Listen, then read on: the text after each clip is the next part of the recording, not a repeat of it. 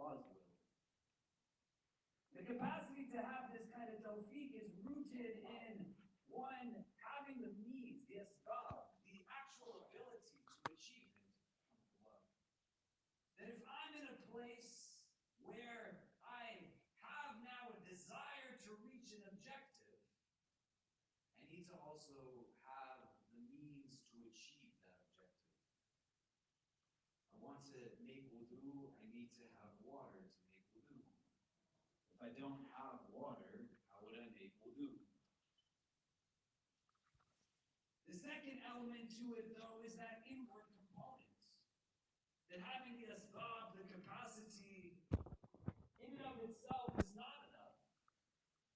But having what is necessary internally, so that I actually achieve, to the extent of my capacity, what it is that needs that inner component of will.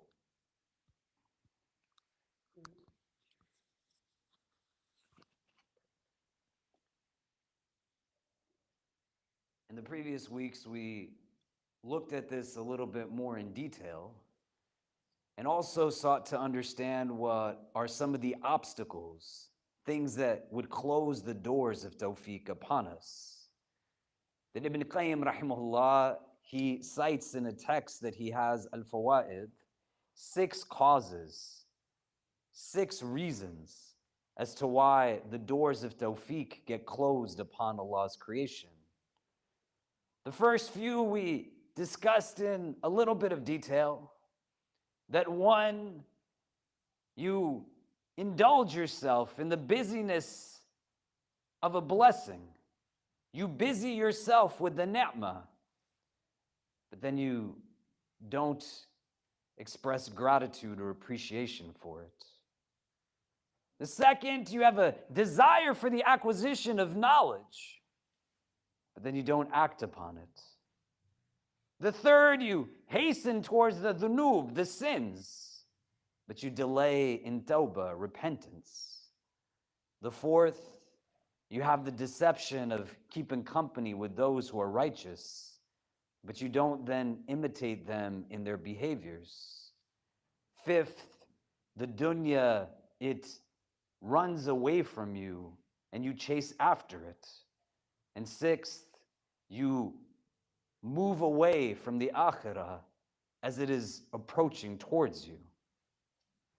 This fourth capacity is one that engages some of us a little bit distinctively.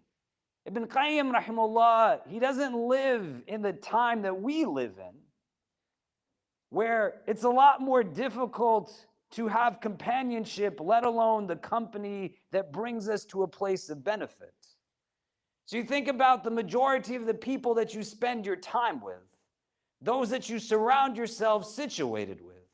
What is it that you adopt from them in terms of attitude, persona, demeanor?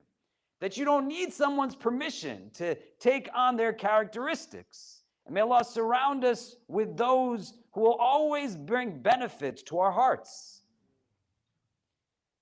But in order for us to keep company with those who bring us to be the best version of ourselves, we have to be in a place where we first are keeping company with others to begin with. If you were to ask people, especially adult men, years ago, how many deep relationships they actually have, at one point, the average was 5. It then drops to 3. And today, if you ask most grown men, many of us sitting right here, how many deep relationships do you have? The answer is 0. People don't have any deep relationships. Not acquaintanceships, not people that you, by virtue of where you work or where you frequent, you might have some minute interaction with. We have everybody move in close, please, especially on the brother side. There's a lot of empty carpet, and we have to fit a lot of people in here. So if there's any carpet in front of you, if you could move up, we'd appreciate it. And if you need to nudge the person in front of you that's not moving, that would be great too if they're not listening to me. Maybe they'll listen to you. We can fill in this side of the room too. For volunteers or directing people to the other side as they come in, that would be helpful. But you reflect for a moment where there's depth to a relationship, an opportunity to have somebody that you can be your actual authentic self in front of. My wife and I got married in 2011. We had a wedding ceremony that was open to anybody who wanted to attend. Some of you might have been there. She agreed to it. She's a good sport, mashallah. And we had this wedding at the 96th Street Masjid in Manhattan that some of you have gone to. It's very large. That day, there was 6 jama'ahs for the Asr prayer, filling the masjid in its entirety because of how many people came to our wedding ceremony. A lot of well-wishers who just wanted to come. The Prophet tells us the worst wedding feasts are those those who should not have been invited were invited, and those who should have been invited were left out. And we just said, whoever wants to come to celebrate with us, you come. They came simply because they wanted to, not because we felt we were supposed to. Some months into our wedding, our marriage, my wife said to me, amongst many other things, "You don't have any friends." And I said, "What do you mean? You see how many people just came to our wedding?" And she said, "You have no friends. You don't invest time in relationships. There's no deep relationships that you have." And as much as I wanted to engage in a denial of the reality that she was telling me for my benefit, it fundamentally was true. And you start to understand how all of these advices of Ibn Qayyim come together. And you reflect right now, not just on who it is that you share space with, who it is that you interact with for the majority of your day. Willfully, how is it that you as an adult human being are maintaining depth to a relationship so that you have companions the way the Prophet ﷺ had companions? People that you could lean on, people that you could turn to, people who would help remind you that you need to be back on track and be the best version of yourself. And right now, you are going in a direction where you have no consciousness that you are going to stand in front of the divine. People who are not going to simply say yes to you because you have them under your employ. It's a lot easier for everyone to love you when you're the one writing their paychecks. But when you get to a place where you recognize that you have a need inwardly to have companionship, al-maru ala dini khalili falyandur ahadukum man yukhalil, that an individual is on the way of their friends, so be mindful of who you befriend. What if you have no friends? And the amount of company that you're keeping for the most part is just a desk in an office place that has you indulged and stuck in the dunya. May Allah bring to us those who have care for our hearts. You have to want that for yourself. And after you want that for yourself, you make a firm distinction on who it is that I keep company with simply because that's what society tells me to do. If the majority of spaces that I frequent are frequented only by people that share race with me, ethnicity with me, class with me, we come from places of common cultural heritage, then the bond that you have objectively is one that is attracted sociologically to principles of similarity and familiarity. And it's not at the level of hearts.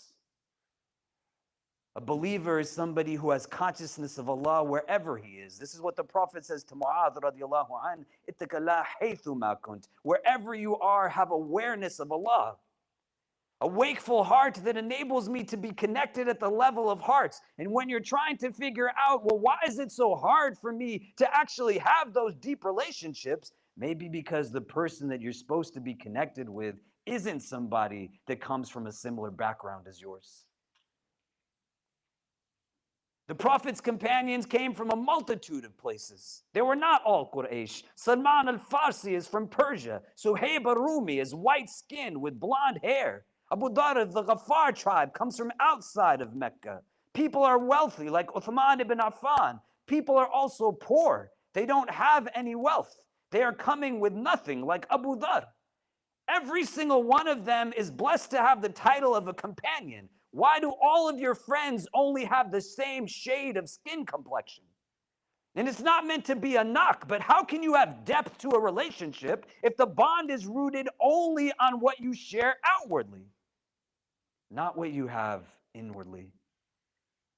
This is why we tell you every single week, the Prophet says, the best amongst you is those who greet those that they know and those that they don't know.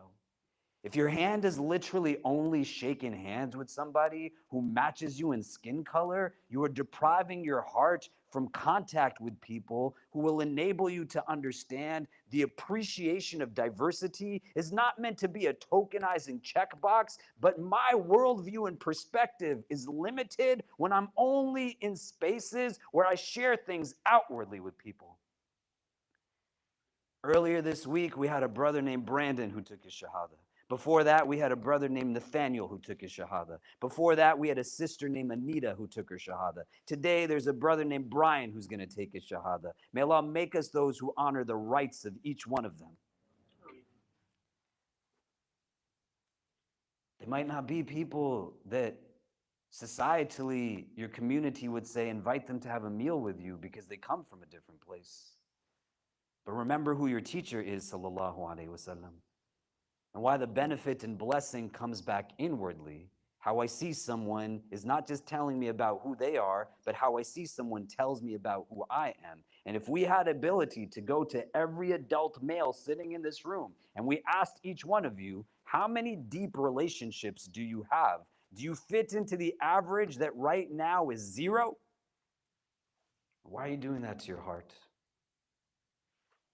And once you can establish for yourself that I have a want to actually now build that type of relationship, not one that simply gives me materialistic gain, but people that I know, even when no one else is there, they will be there for me. I have to say, how am I like that for somebody else? And in this advice, the doors of Tawfeeq are closed upon people who have the companionship of those that are good, but then they don't emulate those practices. You don't want to just choose company that engages in things that are frivolous, things that we did 2 weeks ago that we're not going to remember 3 years from now. But you have conscious decisions in determining in the course of my day, my week, my month, I have to spend some time with people who I am going to find within them what it is that I need to have a desire to catch up to the things that I know that they have that are beneficial. How many people do you spend time with that are truly honest human beings in comparison to people who are selfish, greedy, deceptive, and would do anything for $1? May Allah protect us from it. Honest with your own self. How many people do you spend time with who give you an insight around integrity, good character, morality, ethics, versus you identify the time that you spend with them purely based off of things that have to do with the dunya? How many people do you spend time with that help you to remember to be the best version of yourself? And they're in a place where you see within them things that are meant to be not romanticized, but idealized nonetheless. And if you're not doing that, you have to care for your heart enough to actually want that for yourself. We have an example in the Prophet ﷺ, whose companions would say that we are not the same as we are with you when we are away from you. And he would say that if you were the same as you were with me when you were away from me, the angels would come and start greeting you while you're lying in your beds. They would come and shake your hands as you walk on the streets. Yes, there's a distinction, but rooted in this, Tawfeeq is not in just simply being individually where you are alone, but to seek out the company of those that you know are people who you would want to emulate in their behavior and then to actually act upon it. Not just acquiring knowledge to be able to spit it out, but to be in a place where I have the courage and boldness to say, I'm going to be the best version of myself. How many people do you spend time with that volunteer their time to assist people in need? When you live in a world that teaches us that the value of somebody is based off of the dollars that they have. I said this in a halaqah earlier this week. My children spend hours of their wakeful existence every week that's going to amount to years of their life with their teachers. If somebody went home and said, Mom, Dad, I want to grow up to be a teacher, quite often it would say, well, why are you not an engineer or a lawyer or a doctor? Those can be noble professions too, but the distinction is rooted in how much money is someone accruing. I would rather have my son and daughter in the space of somebody who's going to help them to be an ethical, conscious human being than somebody rather who's going to instill within them a sense of fear and anxiety around expressing their identity and only accepts them when they become that which they are not. You choose the company that you keep. Why are you choosing what you're choosing right now? And if you've been blessed to have people in your life that you share space with, even on this day of Jummah, what are the variables that are keeping you from being able to maintain certain types of bonds with those people for your benefit? If you know that somebody's presence brings you relief, then you try your best to be in the presence of these people. But step number one is an open, honest reflection. How many deep relationships do you even have in the first place? And it's not about whether I want them or not. It's about whether I have a need for them and where is that need being fulfilled. In a world that is ever increasing in being able to instill within us a capacity to just work in remote ways, to be distant from people and to now embody within our homes things that we typically did not do for centuries. I can sleep, eat, work, and everything in the same bed because everything can just happen online. And I have to be that much more willful in taking the steps to go spend with others so that I'm not in a place where I am being deprived now from the benefit of good company. May Allah bless us with good companions. You go home, open up a notebook, and write down the names of people that you spend most of your day with. Co-workers, business partners, teachers, whoever, across the board, the majority of your time. And then next to each one, write down what is it that you are benefiting from them? What do you take from them in terms of your heart, not in terms of your physical, in terms of your inner self? Who are the people that bring you upliftment? Who are the people that keep you on a right track? If that notebook's got a couple of people, but the majority are others, why are you spending the amount of time with some of them that you are and not with the others? And then you struggle against yourself. You allow for yourself to be in a place where you are embedded in relationships. And Ibn Qayyim rahimahullah, he's saying that the fourth reason why the doors of Tawfeeq get closed upon Allah's creation is that they're deceived by keeping the company of those that are good, but then they don't act upon it. They don't imitate or emulate those people. May Allah bless us with good company. The fifth that Ibn Qayyim says, attached now to the sixth, because they go hand in hand, is that the dunya runs from them and they chase after it. And the sixth is that they turn away from the akhirah as it's approaching them. The reality is inevitable that each one of us is going to move from this place into an otherworldly existence. Allah Azza wa Jal, He tells us in Surah At-Tawbah, the 9th chapter of the Quran, in its 38th verse, addressing people of Iman. That's us, the people who came to the Jummah prayer, the people who practice fasting. You're Muslim. The verses that are Ya ayyuhalladhina amanu juxtaposed to Ya ayyuhan nas. Ya ayyuhan nas is all of humanity. Ya ayyuhalladhina amanu is us. So he says, saying to you and I, Ya ayyuhalladhina amanu, ma lakum. What is going on with you? إِذَا قِيلَ لَكُمْ أُنْفِرُوا فِي سَبِيلِ اللَّهِ. That when you are told to move forward in the path of Allah, أَثَاقَلْتُمْ إِلَى الْأَرْضِ, that you just stick yourself into the earth. And as he continues, he says that, do you have more contentment in the life of the dunya than the akhirah? And that premise of Ya ayyuhalladhina amanu is what's important here, that you're supposed to be a person of iman. As a person of iman, you are choosing dunya over akhirah. A person who says they are a mu'min. There's some people who you could walk through the streets, they've never thought about the afterlife before. They've never been in a place where the words Jannah, Jahannam, Yawm al-Qiyamah, Yawm al-Din, none of these things have come into their lexicon.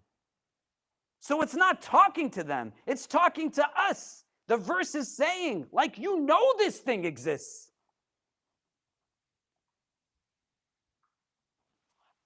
And you are preferring hayatul dunya min al-akhirah? What are you doing? And when it ends, the verse says that the enjoyment of this dunya, it is insignificant in terms of the enjoyment of the afterlife. May Allah make us people of Jannah. Meaning what? You're chasing after such silly things. The house that you're willing to sacrifice your heart for, the ones that you chase after so you don't spend time with your kids, all the things that you are doing to accrue wealth so you could have that stuff, the version of it in Jannah is better. It's nowhere in comparison.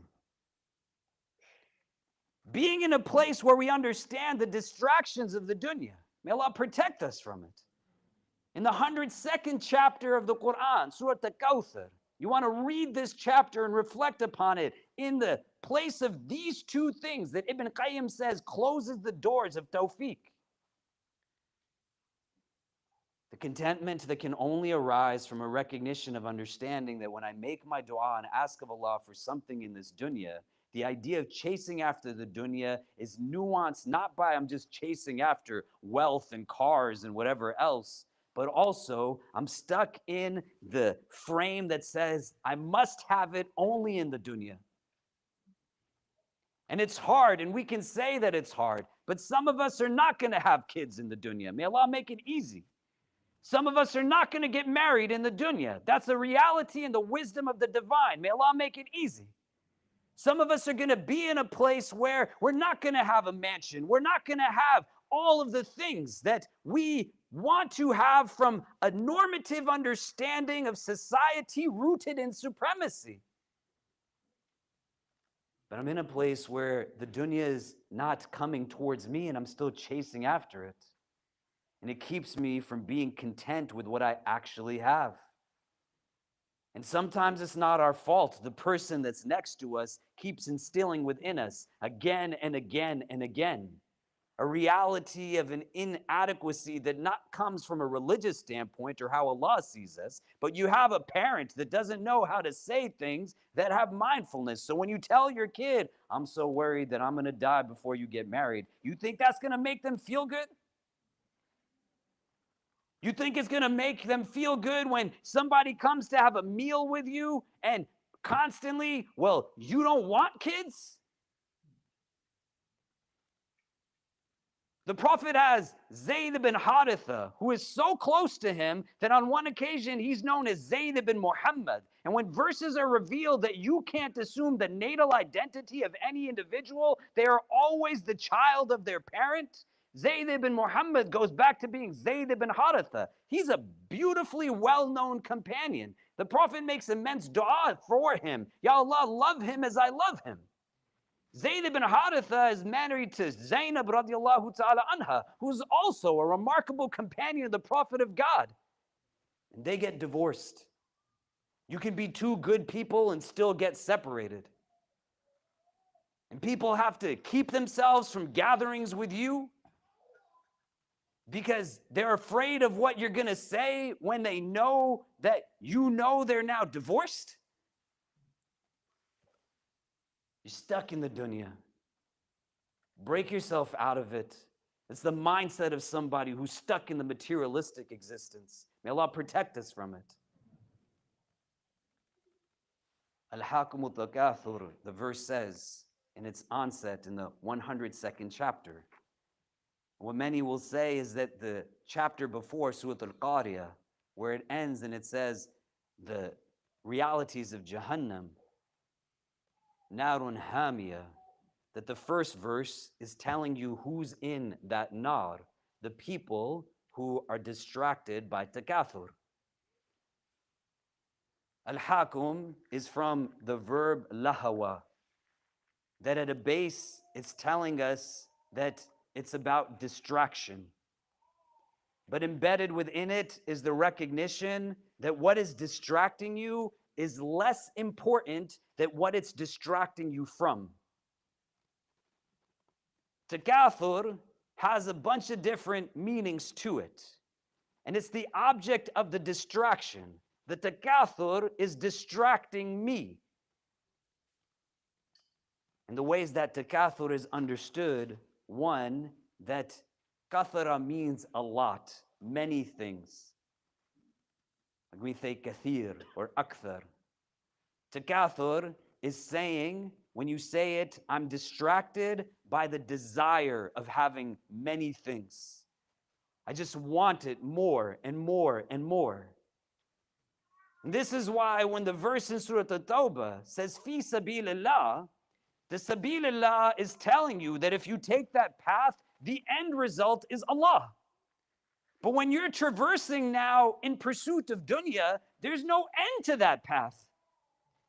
You exhaust yourself, and you want to put it in context of the second verse of Surah Al-Kawthar, hatta zurtumul maqabir, that they are going to have this distraction until they visit the graves. May Allah make us people of Jannah. Because that's where then reflection comes, and I start to think in the prism of regret. Why did I chase after all the stuff I chased after? Do you ever think about why you want it so bad? A consumer-driven society is not telling you that your happiness is attached to just appreciating what you have, but embeds within our consciousness the need for consumption, because every single thing that it's selling to me, I believe my happiness is attached to the acquisition of that thing. It doesn't mean that wealth in and of itself is a problem. There were companions who were rich. There were prophets who were richer than anybody you can imagine. But they had gratitude and appreciation. And they understood that the acquisition of it wasn't what the challenge was, but what we're going to be asked about is how we obtained it and what did we spend it on. You're given the questions. You just have to think about what the answers are going to be. So that first depiction of takathur is that I'm being distracted by my want of more stuff.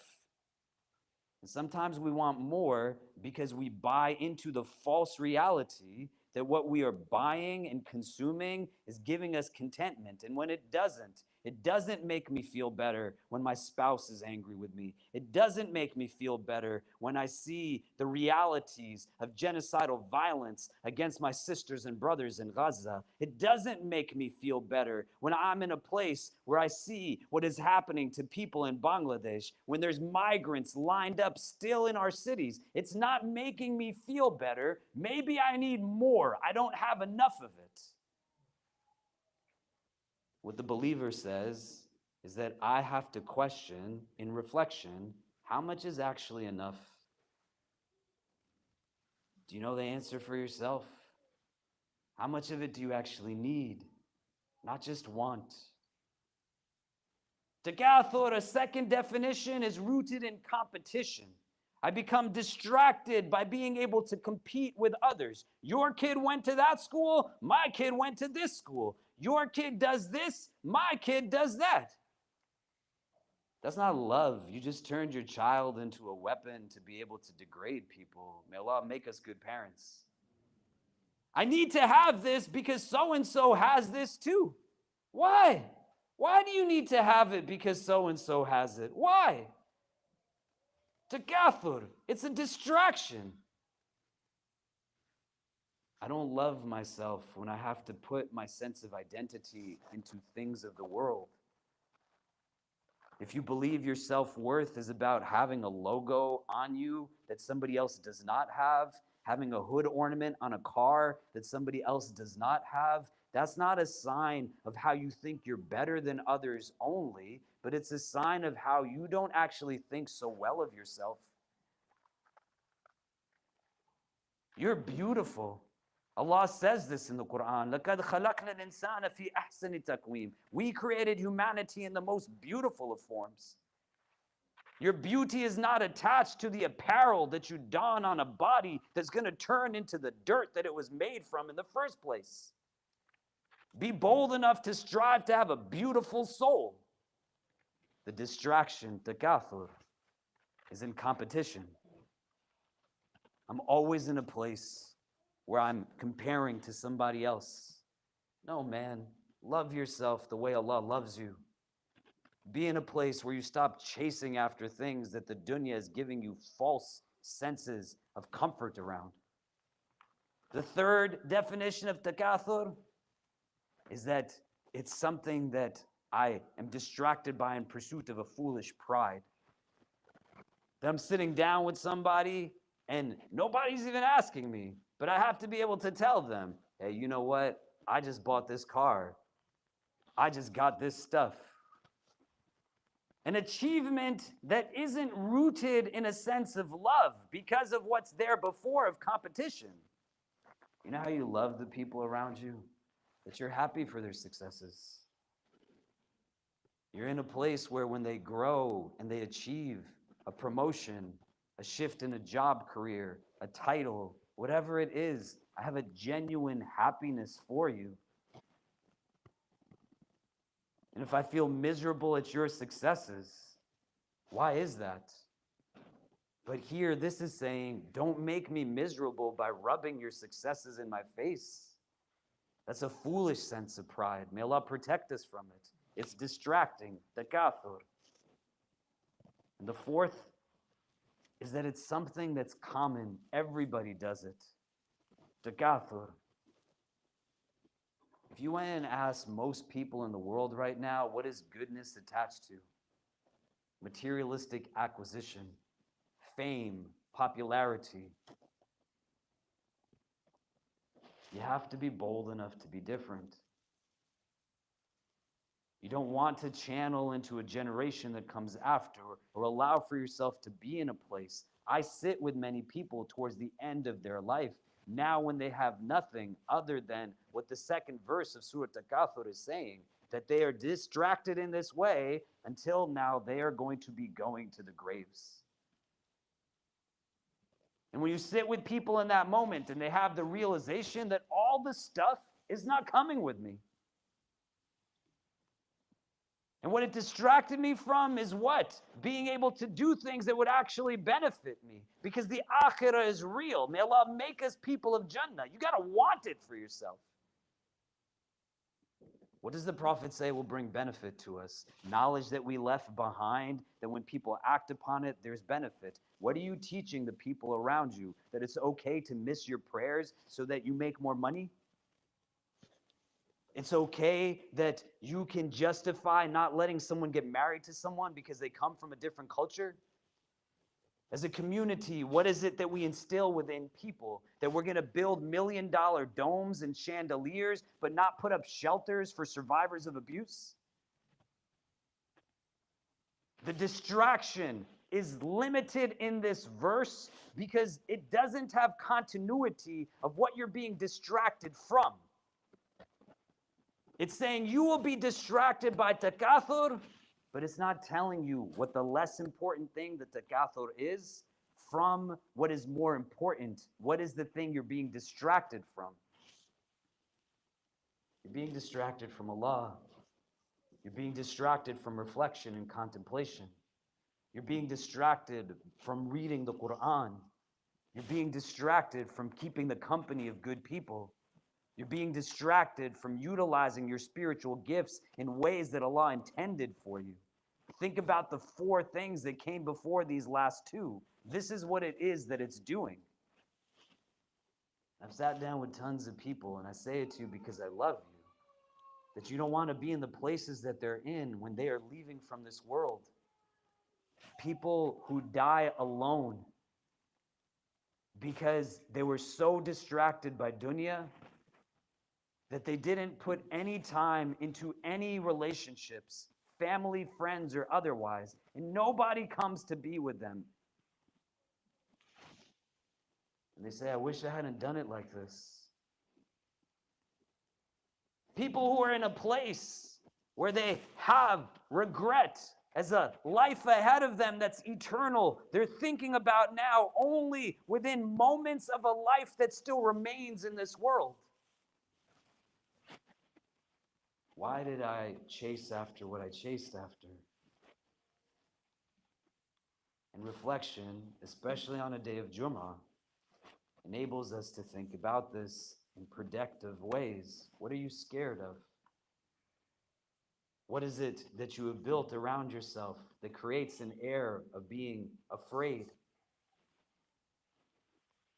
And Ibn Qayyim, he's saying, this is one of the reasons the doors of Tawfeeq get closed.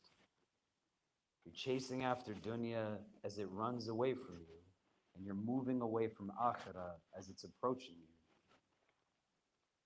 The reflection on our last moments in this world is meant to be a spiritual act, to enable us to understand that we have limited time in this world.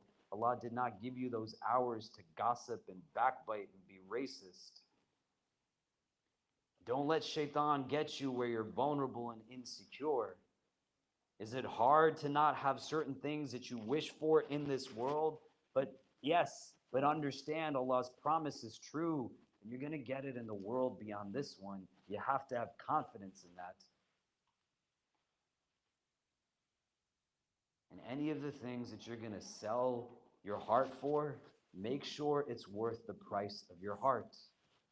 Now, Ali radiallahu anh, he tells us that the price of your hearts is worth only paradise. So sell them only for that price. All the rest of it is temporary. It's necessary, but it's a means. It's not an ends. Don't let the takathur be what the goal is. With consciousness, wakefulness, mindfulness, the things you can get done today, get them done now, so you're not waiting for what it is that is a tomorrow that might not come. And in the sense of tawfiq, how can there be success from the standpoint of tawfiq if you don't act as if you realize that the akhirah is a true thing? Then decisions are not being informed in that way. Are you thinking about the akhirah when you're being mean and terrible to someone? Are you thinking about the akhirah when you let somebody else get up to do the things you can do? Nobody can benefit from the good that we don't do. Nobody can benefit from the good that you don't do. You have to want this kind of success, tawfiq. And it's not going to make a difference alone that I got these degrees, these credentials, these titles, this much wealth. But the pursuit of tawfiq will enable us to then understand how it is that in fact we should be utilizing it. So Ibn Qayyim rahimahullah, he says these 6 things close the doors of tawfiq on Allah's creation. They busy themselves with the ni'mah, the blessing, but they're not grateful for it. They have a desire for the acquisition of knowledge, but they don't act upon it. They hasten towards the dhunub, the sins, but they delay the tawbah, the repentance. They're deceived by the company of the righteous, and they don't seek to imitate or emulate them. The dunya runs away from them, and they chase after it. And the akhirah is approaching them, and they move away from it. Desire for yourself what is best for your inner self. Inshallah ta'ala, Allah will make us people of tawfiq. أقول قولي هذا واستغفر الله لي ولكم ولسائر المسلمين فاستغفروا إنه هو الغفور الرحيم.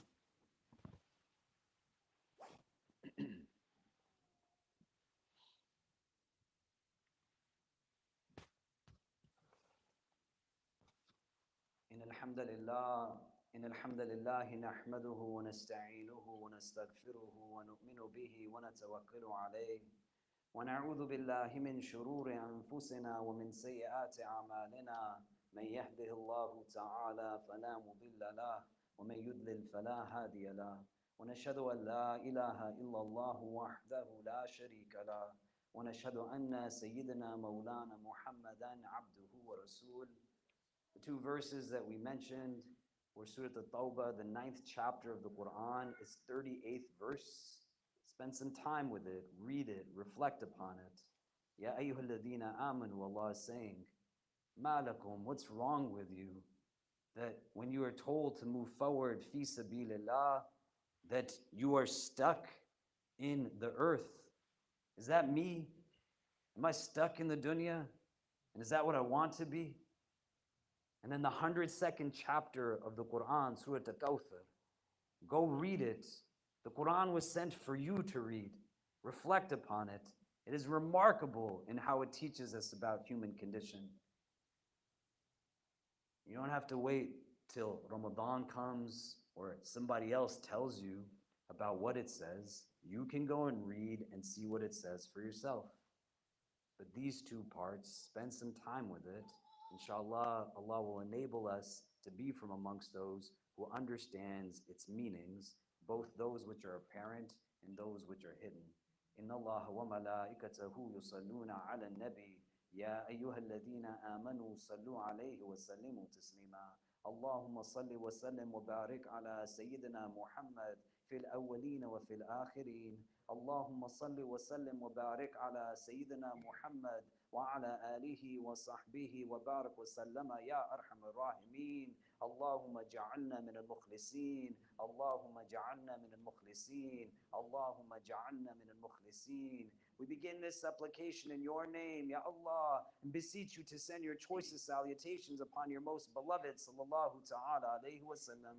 We ask that you shower your infinite mercy upon this gathering, granting each and every one who is present herein and our loved ones only the best in this world and the best in the next. We ask, Ya Allah, that if all of us are meant to be together only at this time, at this place, whether we are young or old, male or female, regardless of our race, our ethnicity, our social class, our country of origin, our cultural heritage, whether we are Muslim or come from a different walk of life, Ya Rabbi, if our individual hearts are meant to be in the presence of all of their hearts that are gathered here, only at this time, at this place, then gather us all together again in the best of places in the world beyond this one. Increase us, Ya Allah, in all that is good. Increase us in courage, compassion, and confidence. Protect us from any affliction, anxiety, or anguish. Remove from our hearts any feelings of bitterness, jealousy, animosity, or envy towards any of your creation.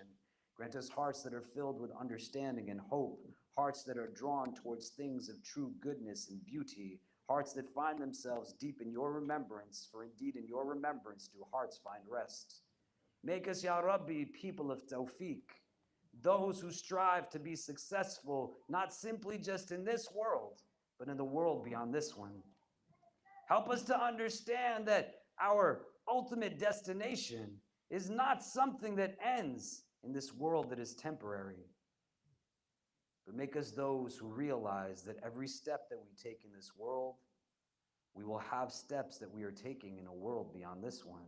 Make us, Ya Allah, people of your Jannah. Make us those, Ya Allah, who appreciate the blessings that you have given to us. Recognize all that it is that you have given to us, and take the time to express gratitude and appreciation towards you from our hearts, from our tongues, and in the ways that we utilize these blessings, using them in ways that are pleasing to you. Ya Allah, make us from those who express gratitude. Make us those, Ya Allah, who acquire knowledge and then act upon those things that we know. And keep us, Ya Rabbi, from being those who simply take it in as information, but then don't act on the things that we know. We know, Ya Allah, that being merciful is good. Make us people of rahmah.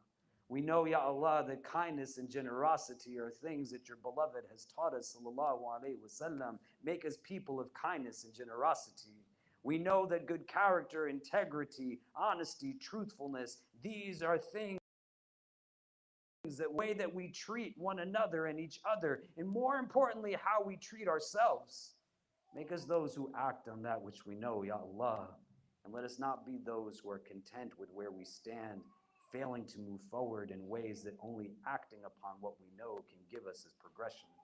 Make us those, Ya Allah, who realize that we will make mistakes in this world and that we will turn back to you in repentance and tawbah, feeling the true strength that only tawbah can give to us. Make us those who take time to spend with people who are near and dear to us. Bless us with friends who are good for us, Ya Allah. Give us the blessing of good company. And make us those whose presence brings benefit and relief to those that are around us. Make us those, Ya Allah, who do not chase after the dunya with the time that you have given us in this world. But help us, Ya Rabbi, to be those who are bold enough to live for the world beyond this one. Those who recognize from what you have taught us that our pursuit of the akhirah is actually the means through which we will be given dunya, but not as a distraction, not as an ends, but simply as a tool that elevates us both in this world and in the next. Ya Allah, give to us goodness in this world and in the next. Make us people who live with the reality that the akhirah is coming towards us. Help us to ready ourselves as best as we can for that moment that we stand in front of you. Protect us always from hearts that are not humble, tongues that are not wise, and eyes that have forgotten how to cry. Forgive us for our shortcomings and guide and bless us all. ربنا تقبل منا إنك أنت السميع العليم وتب علينا يا مولانا إنك أنت التواب الرحيم وصلى الله تعالى على خير خلقه محمد وآله وصحبه أجمعين برحمتك يا أرحم الراحمين وأقيم الصلاة.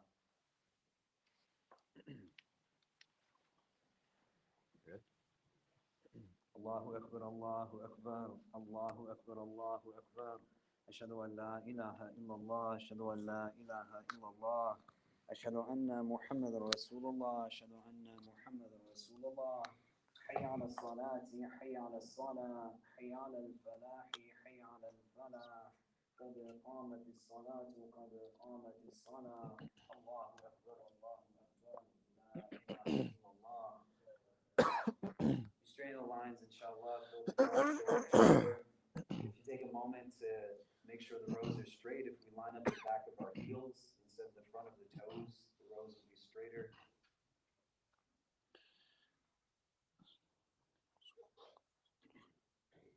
And live stuff, please.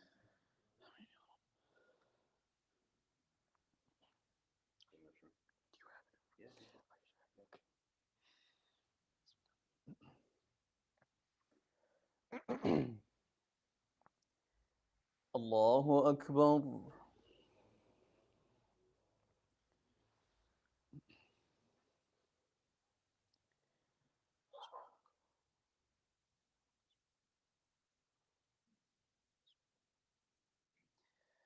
الحمد لله رب العالمين الرحمن الرحيم مالك يوم الدين إياك نعبد وإياك نستعين اهدنا الصراط المستقيم صراط الذين أنعمت عليهم غير المغضوب عليهم ولا الضالين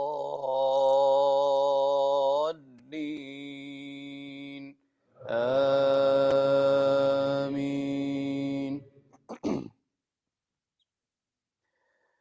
وسارعوا إلى مغفرة من ربكم وجنة عرضها السماوات والأرض أعدت للمتقين الذين ينفقون في السراء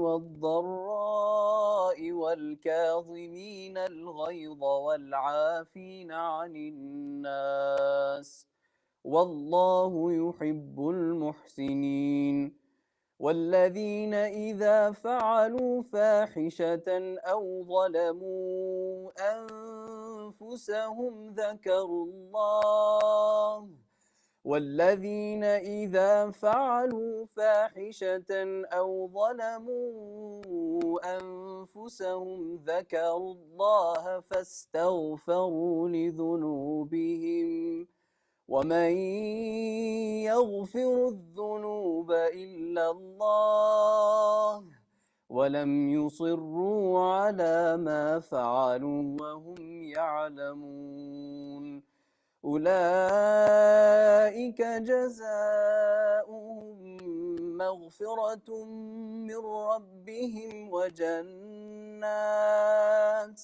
وجنات تجري من تحتها الأنهار ونعم أجر العاملين. الله أكبر.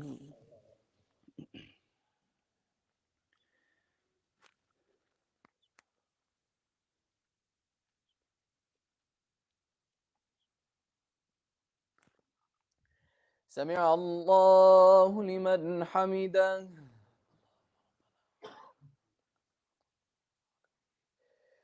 الله أكبر.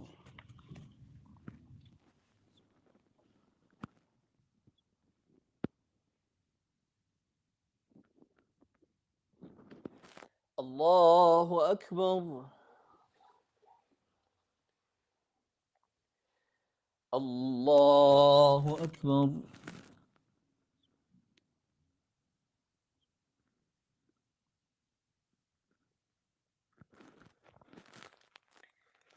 الله أكبر.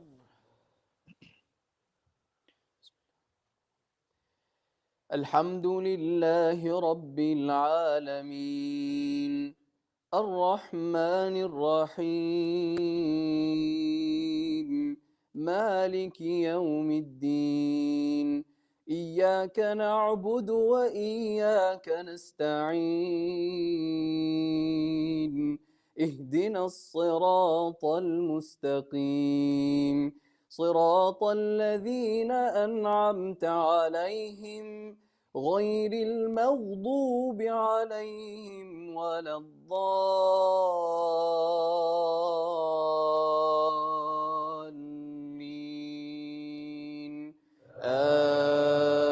آمين.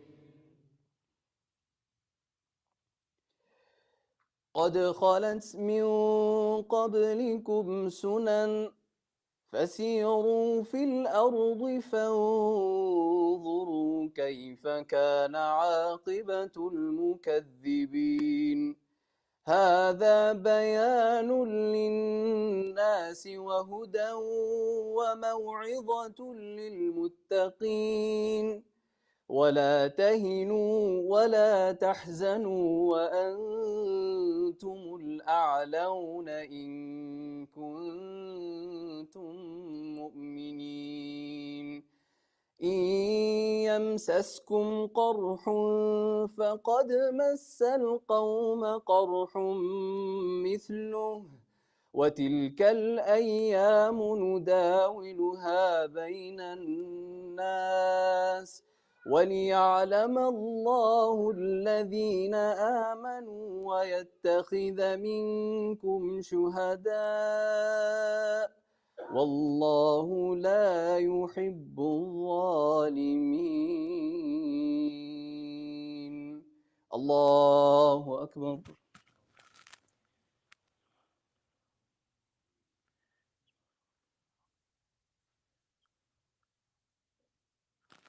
سمع الله لمن حمده.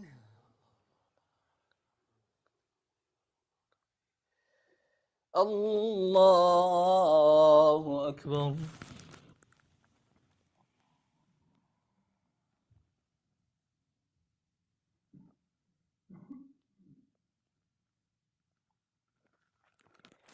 الله أكبر. الله أكبر.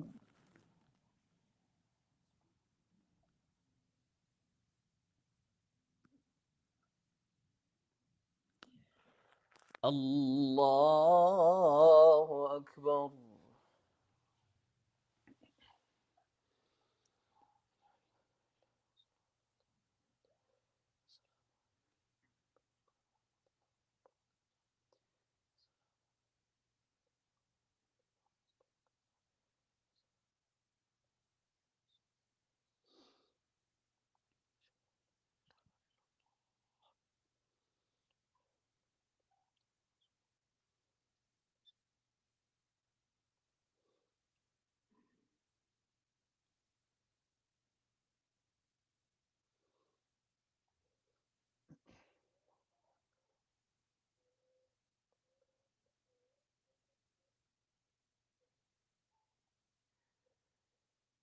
السلام عليكم ورحمة الله.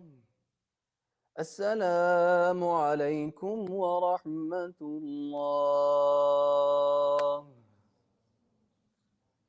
الله أكبر. استغفر الله.